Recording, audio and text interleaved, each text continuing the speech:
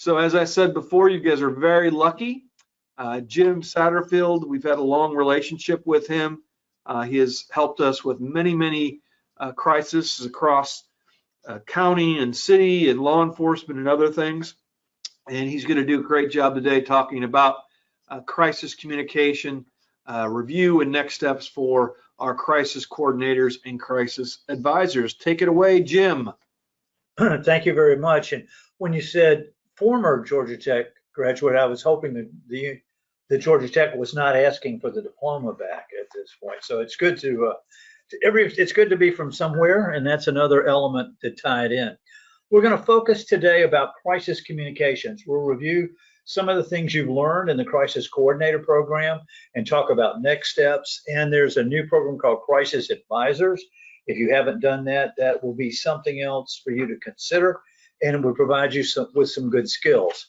We also are going to give an update about what's going on around the country and step you through a few issues that are out there in front of us.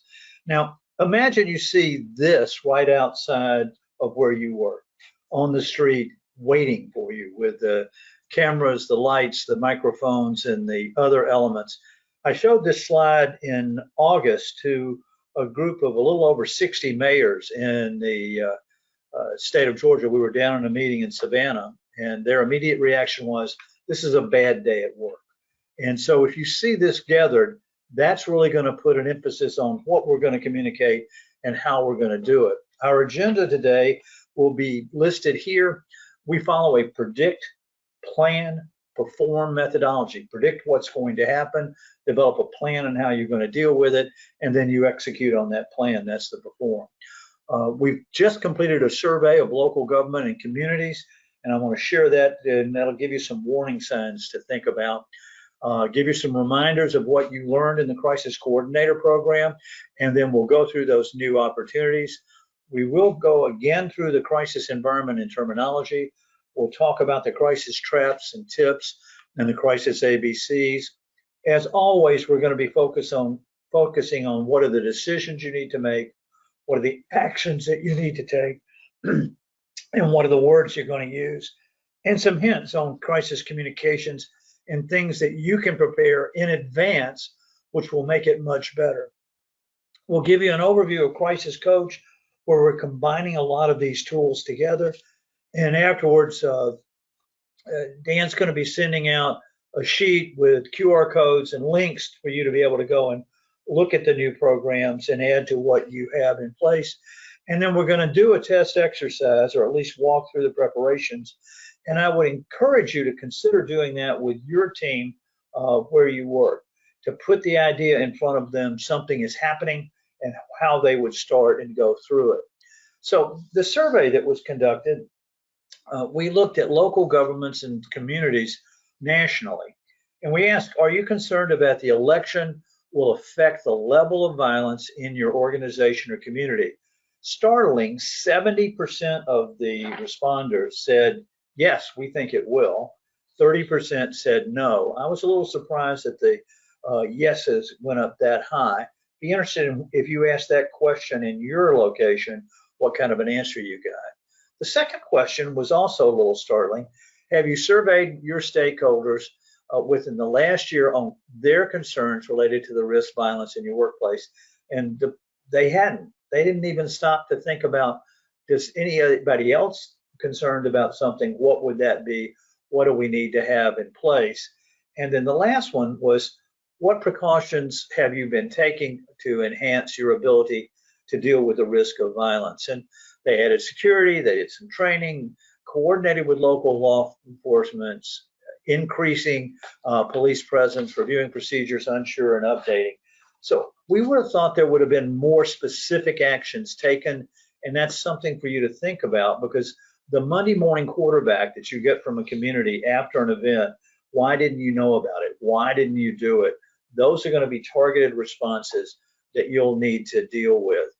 So public entity events, as I said earlier, look like they're increasing. What you see here on the screen, and we're not going to review all of those, but those things all came up that they happened in local communities. They happened in counties and cities. This is nationally, not just in the state of Georgia, But you look at it, those are the types of events that can come, and you're going to be then forced to respond. Now, I wanted to review some of the definitions we'd had in the past just to put it together. Um, like with that dandelion, if you get one of those in your yard, you're going to have a lot of dandelions in your yard as those seeds blow out. But a crisis is not business as usual, it's business unusual. Most of our organizations are very effective at handling business as usual. They've done this, they've handed licenses out, they've collected taxes, they've delivered services, those types of things. But when it's business unusual, not the day-to-day, that's where those type of processes come into place, and it puts them in a reactive mode. So crisis is a state of being categorized by loss of control and extensive negative stakeholder reaction. And in the role that you play in crisis communications, those are critical for you to be focused on what's going on and how are people reacting to what we're saying and doing within our location. So as we continue, a crisis is unpredictable. It thrives on a lack of structure. It is that business unusual that we talked about. You're going to be, and your leadership are going to be under intense scrutiny from a brand and reputation. Those consequences start to escalate quickly. Command and control is lost. And once that lost, that crisis will escalate exponentially. Hostile agents are present. There are other people there that have another agenda, and old past grudges will come out, and those will be amplified. And it forces leadership into a reactionary mode, and that won't be as good as the normal areas. Now, there are a lot of elements when we think about crisis, and the first of them is critical assets. What are your critical assets? Your people, your building, your equipment, all of those elements come into it. Now, as we focus on that, what could happen? There could be a threat. That could come and infect a person, or it could affect one of the services or one of the critical assets. And that comes in, and that threat takes advantage of a vulnerability. So that vulnerability is a weakness or a sign that comes into place associated with it. So now when that critical asset has a vulnerability and it then hits attack, that's the risk that is going to be exploited by that threat. We've certainly seen hurricanes in the state of Georgia recently in coming through. And I know that the reactions to some of those were significantly more than people thought because they were so far inland, they wouldn't have thought it would have been that big of a concern. Obviously, the state of North Carolina took it on the chin, and you normally don't think about hurricanes impacting the mountains in the state of North Carolina. So when it occurs, then that's the event. That's the event that we're looking for and that we've anticipated is to be there, and your job will be able to help that, supporting your leadership and making the decisions they need to make, the actions they need to take, and specifically from a communication standpoint, the words they use. So a disaster is when it's a serious disruption. The first hurricane was a significant disruption. I'm down on St. Simon's Island now, moved out of Atlanta. Don't miss the Atlanta traffic, by the way. But we were without power for 4 days, and that's a significant differential here to have to deal with. Now, we want to talk about disasters and emergencies. Emergency is a situation that requires some response, but not necessarily all the way to a crisis. And when you look at this, crisis area, again, is a state of being characterized by loss of control and extensive negative stakeholder reaction. If we're not getting a negative stakeholder reaction, we're not in a crisis. Yes, we could be in a disaster. Yes, we could be having some type of an emergency, but it's not leveling up to that crisis, and your focus is on the crisis aspects. So when you consider when is the emergency start to move into a crisis level, we give you the example of a fire that had happened and records were lost. Fire department puts the fire out. The damage was minor. Well, was that a crisis? No. Was it an emergency? Sure it was, until they got it under control. Let's change a couple of facts to see when it escalates up to a crisis. Post the fire, you learned the alarms were faulty and the building was not up to code. Victims and other employees learned of this and became very active, blaming your leadership. Media, investigators, regulators, and lawyers become involved. Leadership doesn't know what to say or do. Control is lost. Brand and reputation are harmed. Is it a crisis? Yes, it is. Our job, working together, is to mitigate this event as quickly as we can and get control back in the hands of you and your leadership so that you're not in a crisis mode. Now, there are a lot of traps that come with crisis. First of all, it comes as an absolute surprise. By the way, I tell everybody the last time a surprise was good, I was 5 years old and it was my birthday. Because if you're at work and it's a surprise, it's generally a problem. The other thing is everything you learn initially is probably going to be wrong. Somebody's going to say, we didn't know anything about it. This is the first we've ever heard of it. We didn't do anything wrong. And you're going to find out, yeah, you did, and you screwed it up. So facts will change. This bolded line next, that's almost a mantra for us. If you're explaining, you're losing. Put that tacked away in the back of your head, because if you're explaining, then you're talking about the problem and not the solution. When we communicate, we want to communicate about the solution that's going on. And social media plays a major role in this process to get the word out, to also to understand what's going on. So you've had some training already about monitoring social media. There are tools that are available to you that I'll talk about again in a few minutes that would certainly help you in those aspects. So as we think about those traps, one of the biggest ones that will come to you is the media. I was speaking last week and then again today to someone that was undergoing some media elements. And it's not unusual for somebody to say, well, they're really our friend. We work with them regularly. We get them stuff. And you're going to find out in a crisis, they're not your friend. So you've got to minimize and fight that urge to go in and communicate with the media, because again, they've got their own spin. They're trying to sell advertising. They're trying to justify their position. And you're going to find that is a significant exposure. And then if you look at the little letter to the side, almost without changing a word or two, we see those types of messages being left. We don't hear from you. We're going to have to go with the story as it is. And they set up a deadline 3 or 4 or 5 o'clock to run with a story.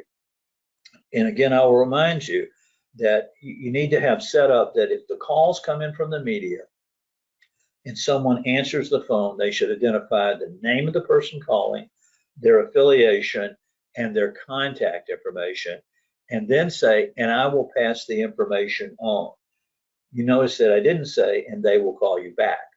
What we want to be able to do is to track and see what that reporter is focused on, who is carrying the story, and where are we at that point in time. Press conferences are to be avoided. If you're in a press conference, it's really creating a media event, so those cameras can turn on the people that hold signs, that are protesting, and they're looking for that controversy. And again, early in a crisis, we do not want a press conference. We do not recommend a press conference. And it's going to be an opportunity that puts your leadership at risk. Now, one thing that happens in a lot of these events is we need to have an investigation done. If it was a law enforcement excessive use of force allegation in the state of Georgia, we want to call the Georgia GBI and get them to conduct the investigation.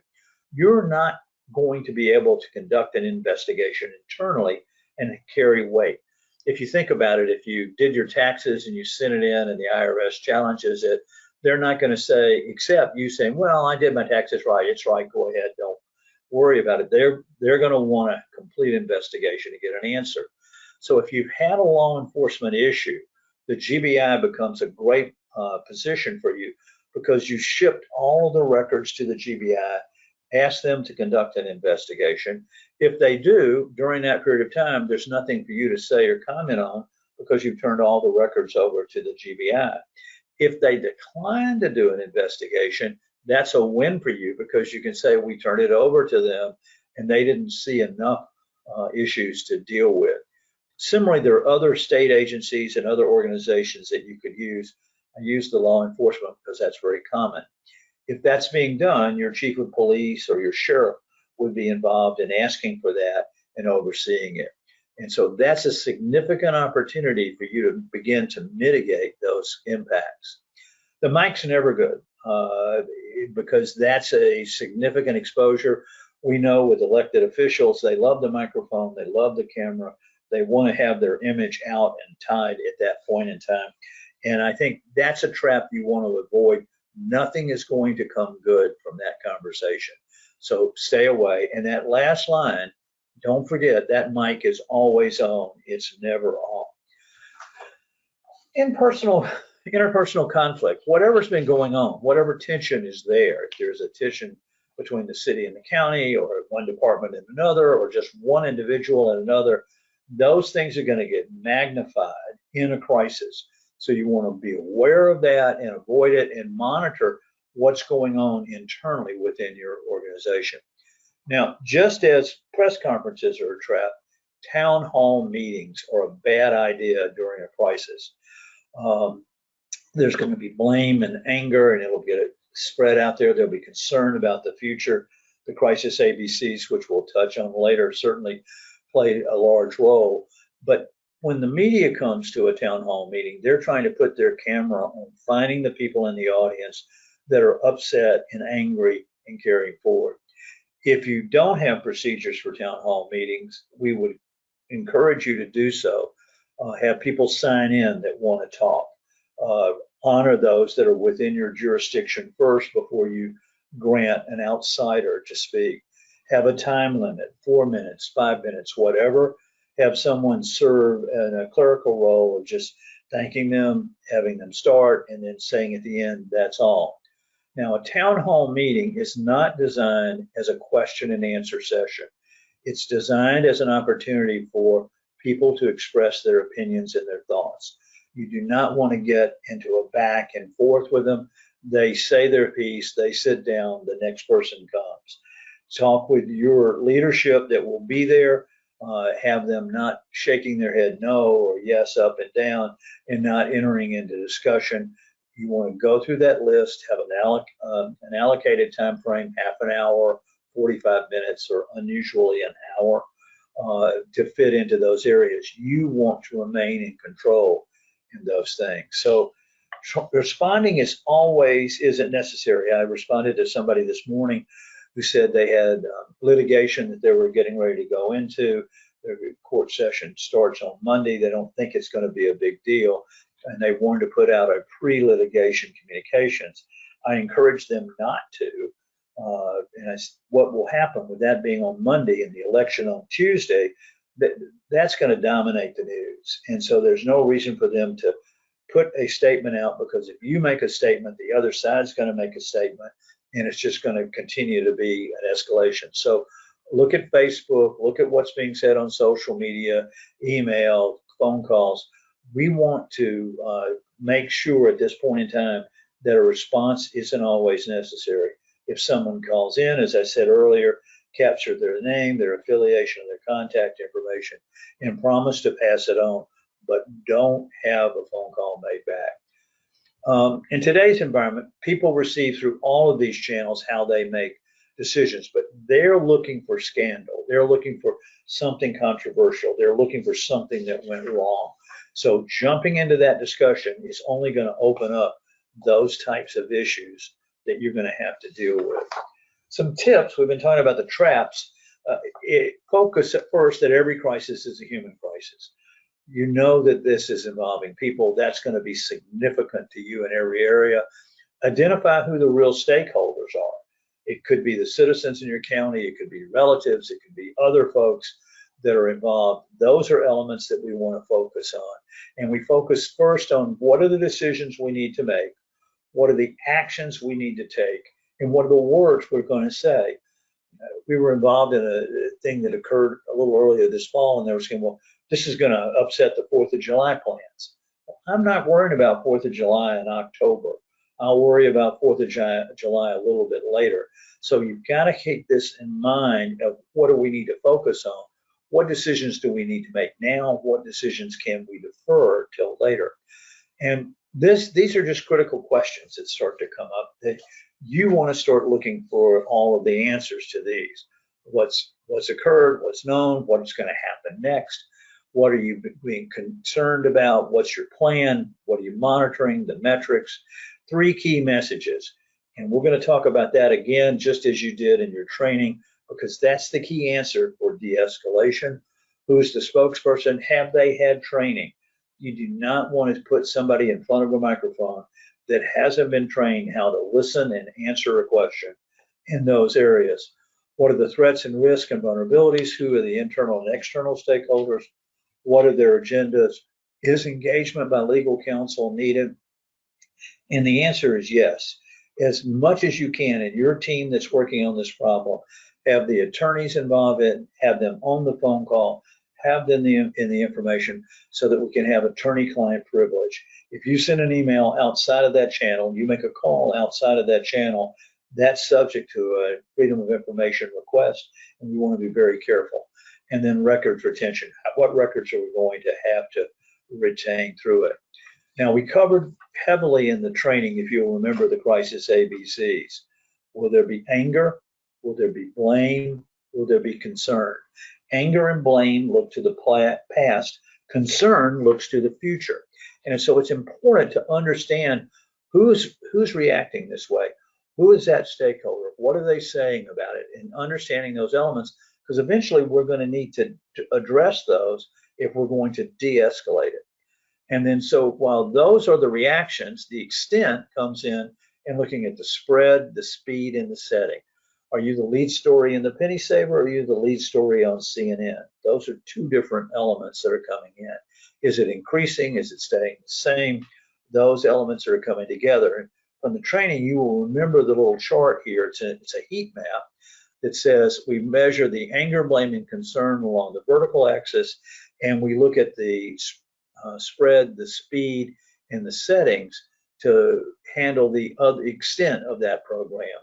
If you do that and you plot it, that bottom left-hand corner is guarded, not serious. We just want to monitor. We're not going to do anything at this point.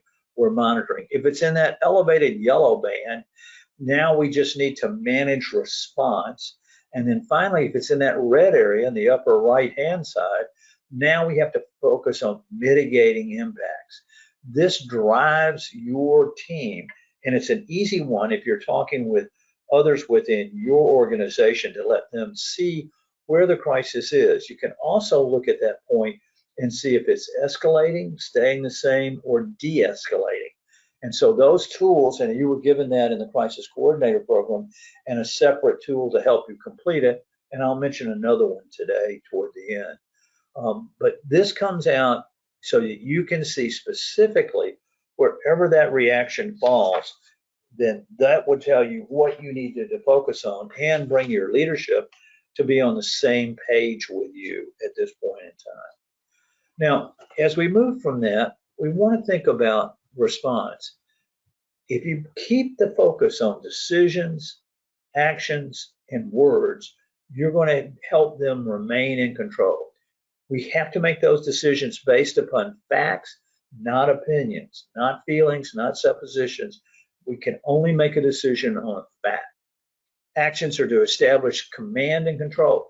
That's all we're trying to do. We're trying to get you back in control of it. Our actions aren't designed to fix every problem that came out of this, but they're designed to help you be in control.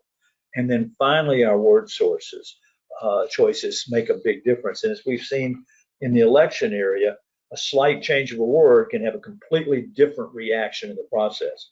This is where you can become very effective in helping in each of those areas. Now, as we think about crafting and communications, if you're explaining, you're losing. If you're talking about the problem as opposed to talking about the solution, you're talking about the wrong side of it. So having that understood makes a significant difference in coming out with it, and your timing is important. You've got to be responding specifically to concerns of the stakeholders. If people aren't showing concern on the topic, you do not want to introduce that topic into coming into play. Now, somebody's going to come to you and say, we got to get in front of this. We have to get out and start talking because the other side's talking. Why are we not out talking about these things? So there's a test of why. and we call it the 5 whys. When somebody says we need to get a message out, you should answer why, and they'll give you an answer, and it's probably pretty good. Then answer why again, and they'll have an answer that won't be quite as good. Then answer why again, and they'll start to fade off. You hit that third or fourth why, I don't know. And I rarely have ever gotten to 5 whys. But if you ask 5 why 5 times and you get significant responses, you're going to have to communicate on this. But right now, early in the crisis, we don't need to get a message out because all the facts aren't known, all the other areas aren't there. And so what we want to be in control of this issue, this is an area where you can make a significant difference. Now, we talked in the past about home bases and strategies for effective communications. And so you can prepare those in advance so they can respond as they're needed. And let's look at home bases in particular. What's the mission of your local government? What's their vision? What are they focused on? Are they trying to be the safest community? Are they trying to be the best in a particular area? What defines them? That's their home base as we look at it. So as we're going to teach a little bit about it, we can always use that home base in coming back together. Here are the 3 key home bases in any crisis. What defines our town? What defines our county, our organization? So you look at the vision, mission, and goals of your organization and say, we're committed to having a dynamic environment to raise our children and to build a strong, profitable community. If that's your statement, great. And then you say after that, that's what defines us, not the event that we're talking about today. That's not what's defining it. It's what our vision was. If you don't have on your website or your Facebook page what your vision or mission is for the organization, I would encourage you to do it because that gives an immediate response. The second response will be that we're going to look into this and invent the future. We want to make sure that this never happens again. We're committed to continuous improvement. That's our second message. We want to embrace the families and the people that were involved. That's the most important thing for us at this point in time. You'll notice I didn't say no comment at any point. You'll notice that I said things that specifically could be traced back to us with our vision statement or our mission of what we're accomplished on. You're committed to continuous improvement. That doesn't mean that you've admitted that you caused a problem. It just shows where your vision is there, and you're focused on the people that have had the problem. Now, as we look at that, you can go further if you want to think about it in planning a more detailed response. Those are called message maps. And the first thing, what's the question? What's the impact? What's our first message? What's our second? What's our third? And you'll notice that I said in this case, we did it all verbal. We would certainly like to do that. If we have to do it written, we can. If we need to, we'll post it on your Facebook page within those areas. But if you look at the third one there, ABC has policies and procedures in place that would prohibit this type of conduct. Stop. You don't go to the second one. If the first solved it, that's what you do. Then you give the second. If that and stop. If that solves it, that's you're done. If it doesn't, then you give the third. If it goes beyond that, you rotate back to handling the directions of the home bases, because in all of those are significantly better than saying no comment. No comment is a phrase that I never want to hear coming out of your people's voices.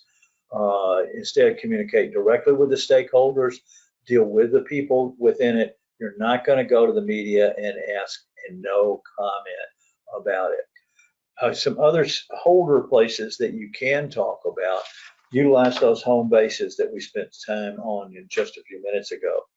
No comment versus, as I'm sure you can appreciate, we cannot communicate about whatever it is. And let me tell you what I can tell you is, and then you tell them that. Only state facts. Don't give an opinion. Don't give a statement. Don't say I think or I believe or I assume. And we don't want to tell a lie. those are going to create significantly greater problems in any response in what you're coming through. But as I'm sure you can appreciate, you're giving them credit there. What I can tell you is you are being open from that standpoint. And you can say all of these things without saying no comment. Now, we want you to monitor during this, and there's been training that's available to you through the VCRA, the Virtual Crisis Response Advisor, that shows you how to set up searches to identify those information. So you want to be searching of what's out there on social media to determine this crisis risk level there, and who is leading the opposition and what you're looking to try to do. And that's something that positions you with your leadership when you can come back and say, this is what's being said, this is what's out there, and what we're looking to try to do. If you're trying to prioritize and talk in any crisis area, people are first. That's the most important thing. We do want to get this independent investigation done at the direction of legal counsel, because we're looking at confidentiality associated with it. Engage the county or city attorney. The insurance pools in Georgia have access to excellent panels of attorneys that will help you, because depending upon the circumstances, there are specific areas. And again, here's that social media thing for you to continue to monitor. In summary on communications, just believe what you learn is true and consider the information as true until you learn it's not. Don't throw the questions there, they'll come. Anything you write down, anything you say to a third party could be discoverable. So that's part of the reason we talked about having an attorney involved in it, being very careful associated with it in each of those areas. Identify the anger and blame and concern. What are those reactions specifically? Remember, anger and blame look to the past, concern looks to the future. And then shift the discussion, because everybody wants to act, and say, let's first decide what decisions we need to make. Then we can focus on the actions. Then we can focus on the words. If you do that in the reverse order, you're going to have a disaster, because people are going to be out talking about the wrong things or doing those things. This can become a very positive thing for the organization, which sounds like a strange thing to say at the beginning of a crisis, but it has turned positive on a great number of occasions. Now, crisis advisory services are available at every step along the way, and there are new resources available to you in the state of Georgia. Now, I want to remind you about the 4 crisis stages: before, imminent, during, and after. If you think about an insurance policy, normally it's paying for the claim. You got an automobile accident, they'll pay to fix your car. So that's an after event. What this program does is it starts before, giving you access to tools to build plans, to train people, to make a difference. The imminent, it gives you support to be able to keep this from escalating to a crisis. During, excuse me, I couldn't stop that sneeze. I don't think it went out through the internet to you. And the during, what we're trying to do is then to focus on those decisions, actions, and words to do what? To get you back in control. If you're in control, you're not in crisis. After then is to support returning to a new normal. Now, this is a new service that's available, and it's available on the same e-learning platform that you took Crisis Coordinator for. And it's crisis awareness training. This takes less than 10 minutes, and it's designed for everybody that you work with. They can go in and take that. They'll get a little bit of the training that you got as a crisis coordinator to learn more about it. And this descriptor describes it, and we're going to give you a link to let you go and look at that.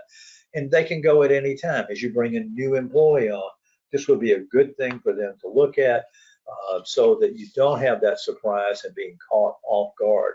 So crisis awareness is just like you give training on critical incident response or evacuation in a fire.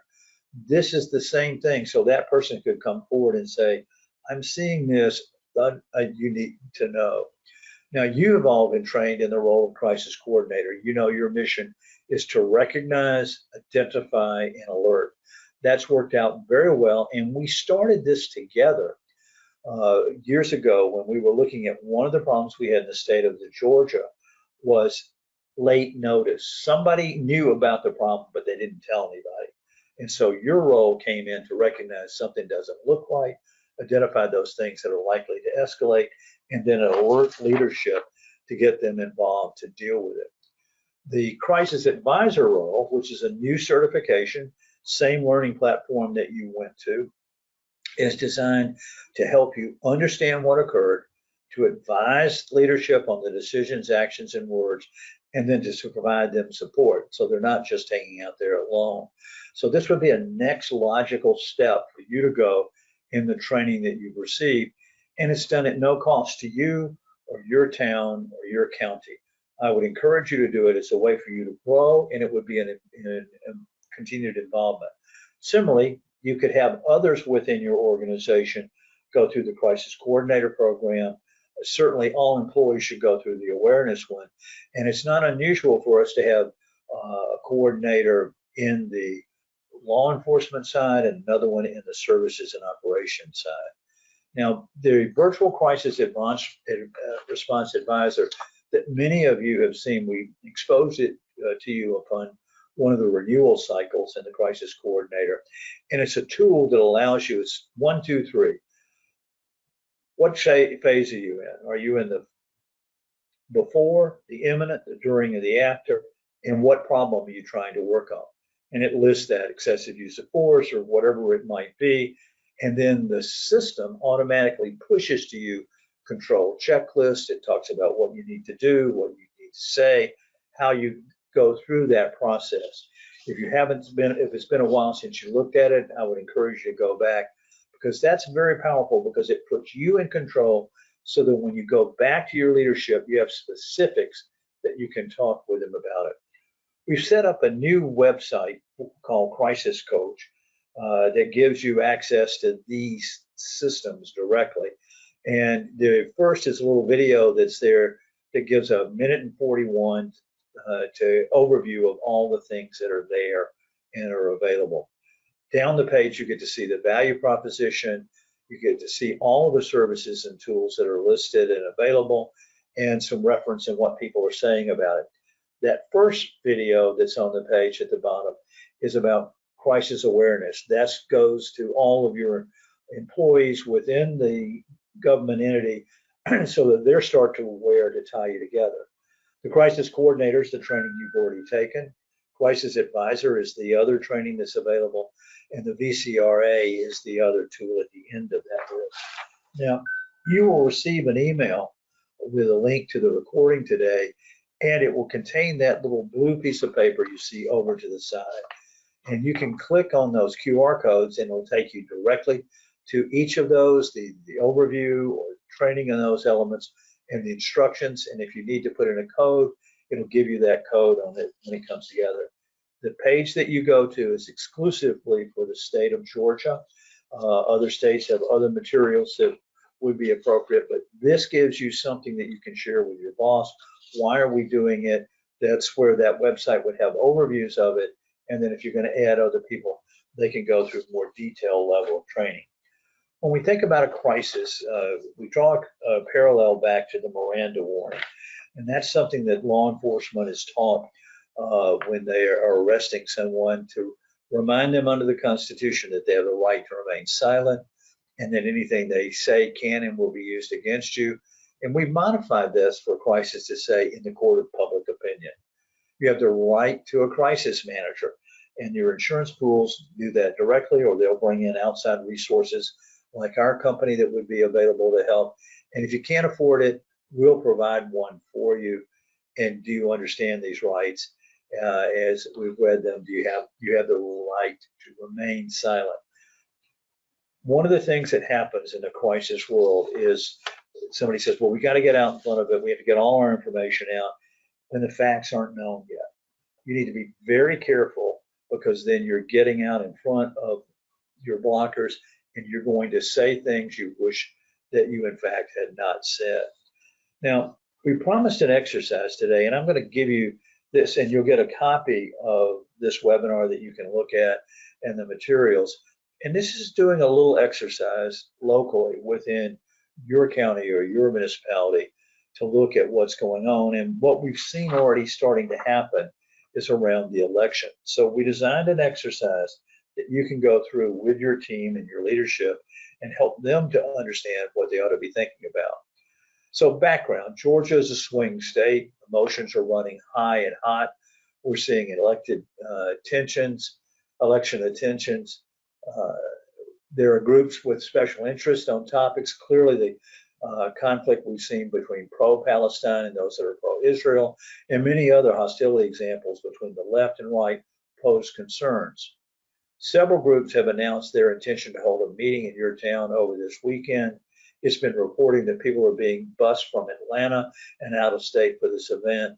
Simultaneously, a conservative group is planning a demonstration to show their commitment to their causes. The two groups are anti each other vocally and in some cases violently. What is your focus on the decisions, actions, and words needed? Decisions need to include what you need to have in place, what you should say, what you should do now. How do we let our constituents know that we're doing everything we can to make them safe? The potential is beyond your local group to handle. So what do you know? Are you concerned? If so, about what? What's your plan? What are your decisions? What are your actions, your words? What are you going to monitor and how? By the way, we had this happen in one government entity to help them see through looking at what they needed to go. So we've given you a state to be thinking about.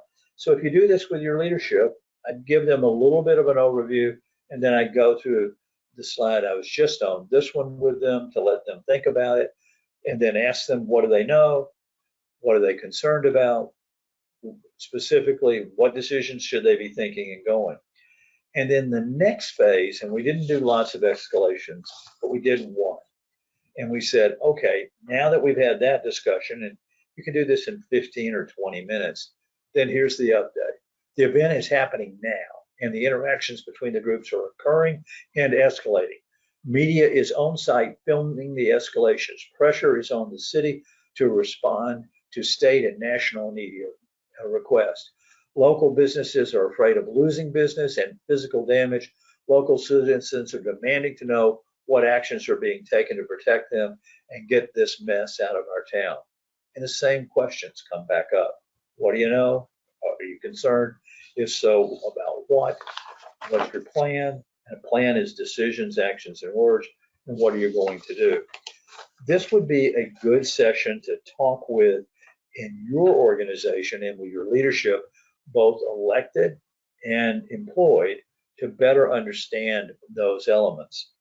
Now, as a warning in all of this, you're going to find that when you do an exercise or that some things are planned, some haven't, and you would want to do a debrief. And the term of art here is called a hot wash. What worked out?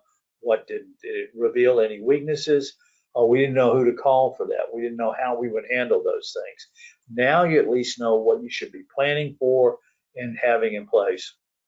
What kind of tasks you have to create, and coming out of any walkthrough with priorities. What's your top priorities now? Not 100, just pick 3. If you can get 3 things done, you will lower the impact significantly associated with it. So your takeaways from today hopefully are, you might want to go back and refresh some of your thoughts around the crisis coordinator elements of the training. Second, that you want to let leadership know that you're looking at these things and establish with them the concept of decisions, actions, and words, having that together up front. That definition of crisis. Crisis is defined by loss of control and negative stakeholder reaction. If we're not getting negative stakeholder reaction, we in fact are not in a crisis associated with it. And then the new training, the crisis awareness training that's available for everyone within your organization. And the crisis advisor is something that you might want to do that so you can take that step up from where you are. You're not just telling people that something's going to be happening. You're playing that advisory role by understanding what's occurred and then advising leadership on the options. And then finally, as you go through that, help support leadership in the decisions they're making, because they feel the pressure of being the target of those elements. And the training gives you that ammunition, and the VCRA, the Virtual Crisis Response Advisor, guides you through those things so that you have specifics that you can come back to your leadership team associated with it. So we covered a lot of ground here today, and hopefully you're a little pleased to know that there are more things out there that you can take advantage of, and there are more tools that are available. As you see our logo here, crisis risk, steeped in risk forged by crisis. And I want to always remind you, it's defined by a loss of control. Our involvement, or your involvement, should really be focused on getting leadership back in control of those elements. So with that, Dan, if we've got anybody that has a question, we'll be glad to answer it. If not, then we'll be glad to give them back there after that. Does anybody have a question? Anything they want to talk about? No, no questions here. Okay. Jim, thank you so very, very much. Again, as I said at the beginning, I will be sending out a link to the recording to all those that registered for this class. Please, if you need anything in the interim, do not hesitate to send me an email. Be happy to help you with any questions, and stay safe out there. Jim, anything else from you? No, just also send that other one page because it gives them all the links. We'll do that. Okay. Thanks, everybody. Have a great day. Thank you. Bye. Thank you, you too as well. Thank you.